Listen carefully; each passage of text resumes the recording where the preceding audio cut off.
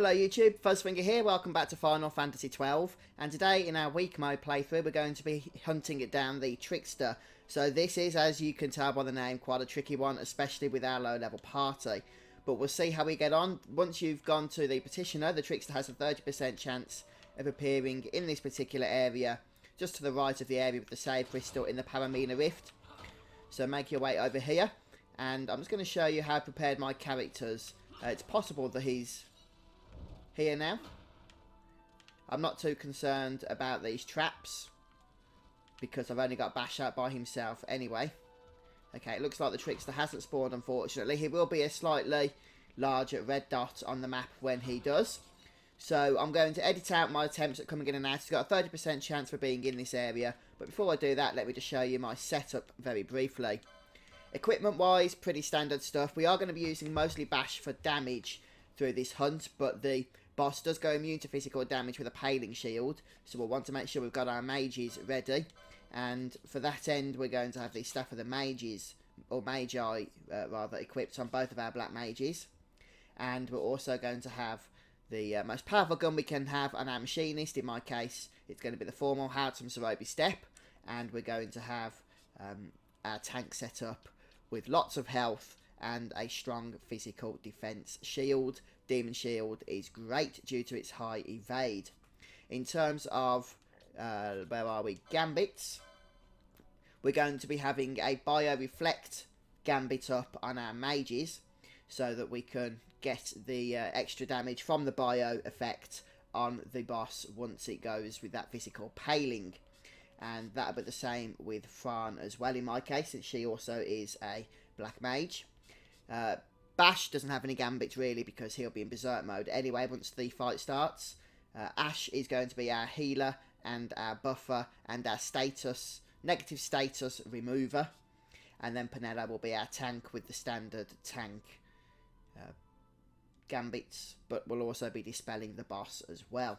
Now I will be using Niho Paleo on this fight, so bear that in mind. You don't have to use it, but throwing a remedy onto the boss at the start, or the hunt, or whatever it is you want to call it, is very, very handy.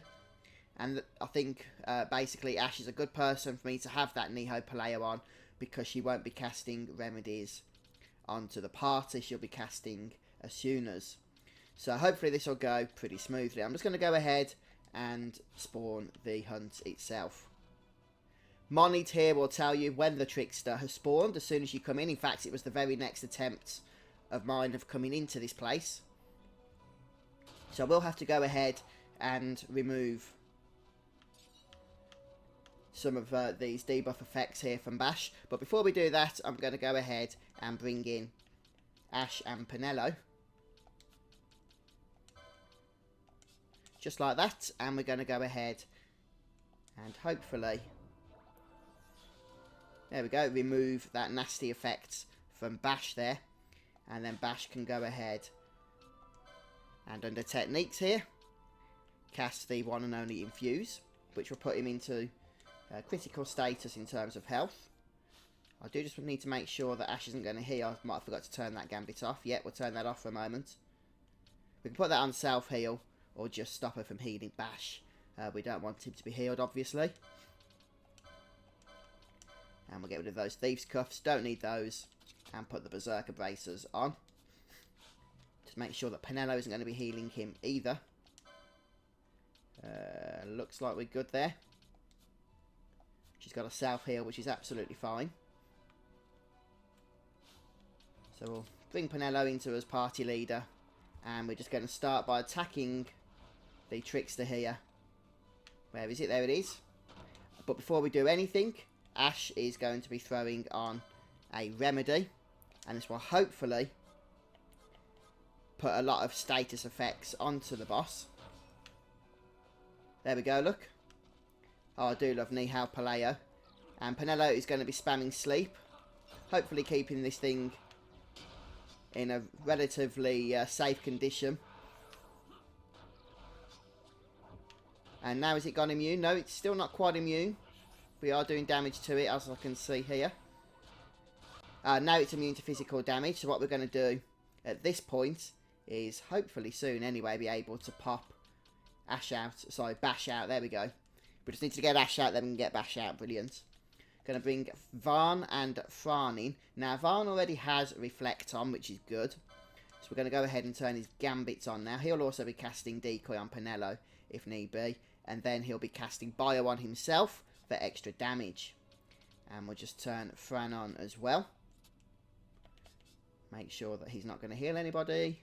And we do just need to get Reflect going onto Fran. So I think Penelo can do that.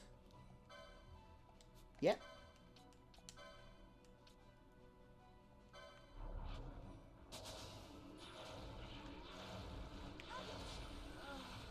And, oops, I think the reflects have gone wrong somewhere. So we just need to do that again.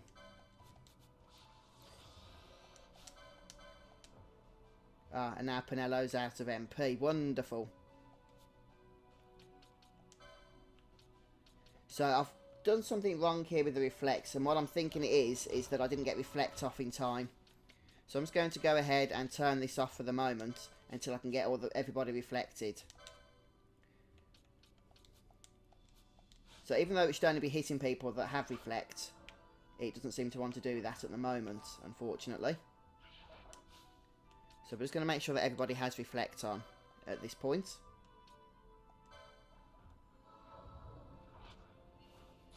So Fran and Penelo.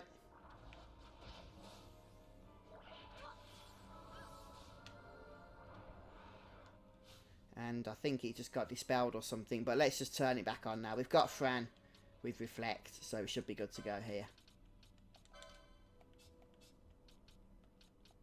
Let's see how this works now.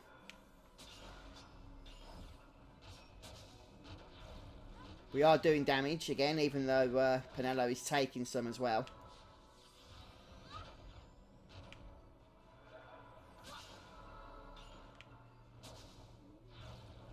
It's not exactly going smoothly, in all honesty. Okay, Fran's down. I'm just going to let her stay dead, because that just isn't working, quite frankly. So we'll take that off. And we'll just take Raise off for now. And make sure that Penelo has Raise off as well. She has.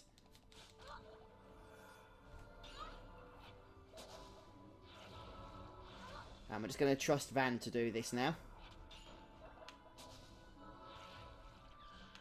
There we go, we've done it. Just as Choco Comet was about to come and own us all. Oh, some of these little tactics can be a little bit frustrating if you don't get them exactly right. But the point is we did get the Trickster down, I guess. So perhaps not the smoothest attempt, but we did it. So we're going to go ahead and turn this off now. And just make sure that we're off here. Yes, we are. Make sure that Penelo's not got anything nasty on here. Nope. Right, let's make our way back. So it does help having that bubble effect on Penelo. If you don't have the bubble belt, or if you don't want to use the bubble belt, then just casting the spell is absolutely sufficient as well, quite frankly. So either will do fine. I had the bubble belt, but you can also use the pheasant nutsake as well, if you don't want to use the bubble belt, and then just have the spell cast on her, or whoever your tank is. I'm assuming it's Penelo, but you might not have followed along exactly with my job setup, which is fine. There's many ways you can do weak mode. Alright then, guys, well, I think that'll do for this episode. We've got the Trickster down, and that is a tricky one, so I'm glad that's out of the way.